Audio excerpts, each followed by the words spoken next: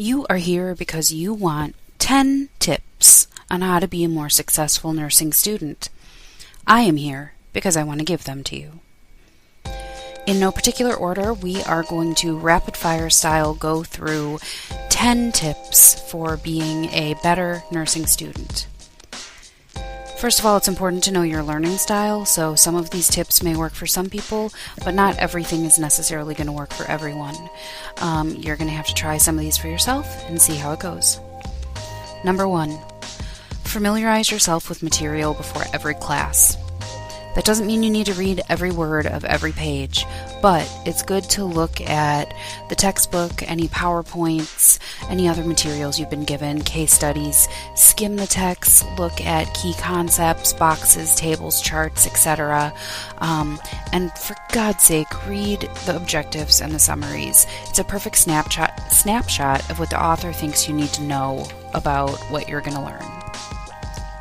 Number 2, supplement your own learning. There's like 150 million ways you can do this. Instructors have a lot of helpful information about how to learn this material, but they're not necessarily familiar with your best way of learning. So find resources that work for you. Once you're a nurse, no one is going to hand you a syllabus for your career, so you need to figure out how to use your resources to maximize what you're accomplishing here.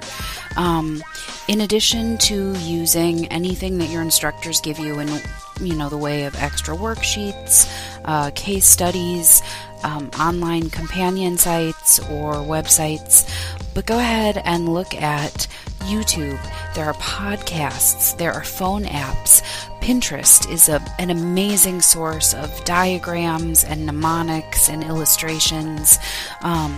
These are all great resources, and please don't waste them just because they weren't given to you in a classroom setting. Number 3, study daily.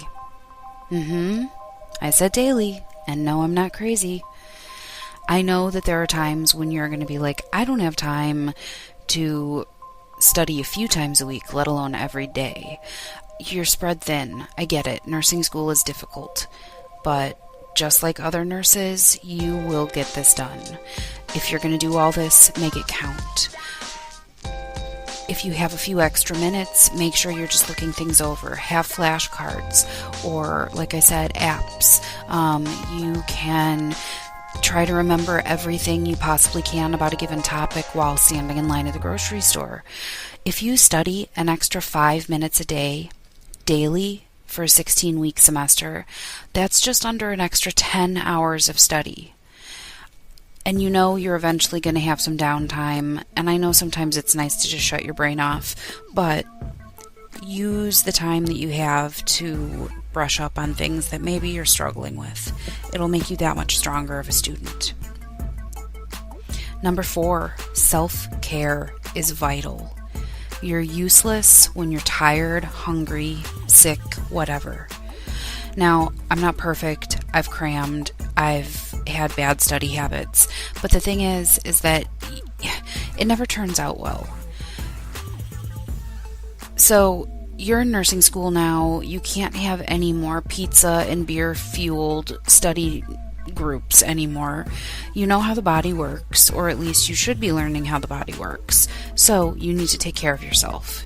Drink water, stay away from booze, avoid any kind of illegal substances that are gonna of course, I shouldn't have to say this, but move around, get off your butt, sleep when you're tired. If you're exhausted, if you've been up for 2 days, you're not going to retain anything that you're studying anyway. So develop good habits. You're going to carry them with you into your career, so don't screw that up. Number 5, work as a CNA or take a CNA course. It's not always possible, and you're not doomed to be a terrible nurse if you don't work as a CNA, but the edge that you get, the basic patient care that you do becomes reflex, and so once you become a nurse, you won't have to think so hard about doing basic daily cares like bed changes, whatever the case may be. It's a great way to familiarize yourself with just being in a hospital setting, touching people in a familiar way, developing relationships that are professional but still also very compassionate. If you can't work as a CNA and you can't take a CNA course, again, supplement your learning online. There's lots of videos on YouTube, everything from how to change a bed, how to clean a pair of dentures, how to check vital signs, how to reposition people in bed. There are so many skills that you need as a nurse. All right, number 6, teach other people. If there's a concept that you've learned that, you feel you've really got it down, don't let it lie at just that. Help someone else who doesn't understand that concept. Hell, if you got nobody else to teach it to your dog. Teach it to yourself in the mirror. Just go through that information and talk about it as though you are an authority and commit this to memory permanently. All right. Number 7, learn how to take notes. And I know this sounds stupid. You're like, what? I've been taking notes since I was in whatever grade. I don't need, but you'd be surprised how many different styles of note-taking there are.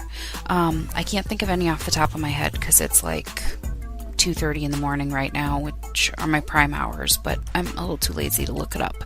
But look it up. There are different styles of note-taking that allow you to organize your thoughts better, and it might not feel natural at first, but once you get into the habit of doing some of these different things, it actually will help you focus more on what your instructors are saying and less on writing down every single thing that they might be putting up on the board or or whatever, the PowerPoint. Also, develop your own shorthand. You're going to be writing a lot of the same words over and over again, and you don't need to write out every single thing. Learn how to abbreviate, create your own shorthand. Like, for example, I use the delta symbol for the word change, or oh gosh, I can't think of some of the other ones that I use. Basically, learn how to fly through note-taking so that you can spend more time paying attention to the material and less time trying to organize your thoughts on paper so you don't forget them. Number 8, give yourself physical space to study. Some people like to study at home because they're comfortable and they don't have to worry about outside distractions. Some people are even more distractible at home and less disciplined. So find a space that works for you, whether it be a coffee shop, your student union, your dorm, your mom's kitchen, wherever it happens to be. Find a place that you can study that signals to your brain it is time to work. No distractions, put your phone away, make sure you have the things you need, paper, pen, highlighter, whatever the hell it is that you feel is necessary, so that you don't have to get up and go after things, so that you can really just focus for a little while on what you need to learn. So, give yourself physical space. Make sure there's light, few distractions, you're sitting up, set yourself up for success, literally. Number 9, I like the 25 and 5 rule. So I am not someone that does well sitting still for long periods of time, which is one of the reasons I think I make a good nurse, because I'm always on the go. But there is some benefit to being hyper-focused on what you're doing and not multitasking and just doing a task for a set amount of time. A lot of people say that the 25 minutes on, 5 minutes off is a great way to be productive and retain more information. So, whether you get a cool app like Tide, which I recently got, I haven't used it very much, but basically it'll play like sound effects or music or relaxing music so that you can focus on what you're doing. It'll set a timer for 25 minutes, and then you get 5 minutes to take a break. I recommend in that break you get up and move, even if it's just to do 5 jumping jacks at your chair. Get up and go get a drink of water, go to the bathroom, whatever, come back, 25 more minutes of focus. Do this until you're done or you've got to move on to the next thing in your life. And then last but not least, set aside your fear and get in there. There have been times that I've been terrified when faced with a task, a group assignment, or a patient, or whatever. But you know what? People around you don't need to know that you're terrified. As far as they're concerned, you're confident and you're in control. Don't be a know-it-all, but swallow your fear and get in there. Take opportunities when you're in clinicals. If you have an opportunity to ask questions, ask them. If you have an opportunity to observe something or do a skill, do it. The first time is scary, and the second and third time maybe too, but the more you do things, the better you'll be, the more you'll see, the more you'll know. And it's better to do these things when you have an instructor or a clinical leader or another nurse with you that can actually give you the guidance that you need to master that skill. So, don't be scared. Set aside that fear. Swallow it down for a second. Deal with your emotions later, but just get in there and do it. So remember, guys, not all of these tips are going to work for everybody. Everyone learns differently, and that's okay. If these tips don't work for you, ask your classmates, teachers, family members, anyone you know that works in the industry, what their style of learning and what their tips for retaining information are.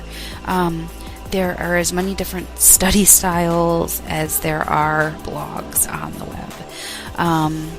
Anyway, find your learning style, figure out what works for you, and then maximize these tips, I guess you could say. Make sure that if you find something that works, that you're not just making it an isolated incident, that you're incorporating these into your routine. These things, I believe, will set you up for success. And if you have other things that you'd like to include, please leave me a message, or you can email me. Just leave a comment. I would love to hear what you have to say. Thanks, guys.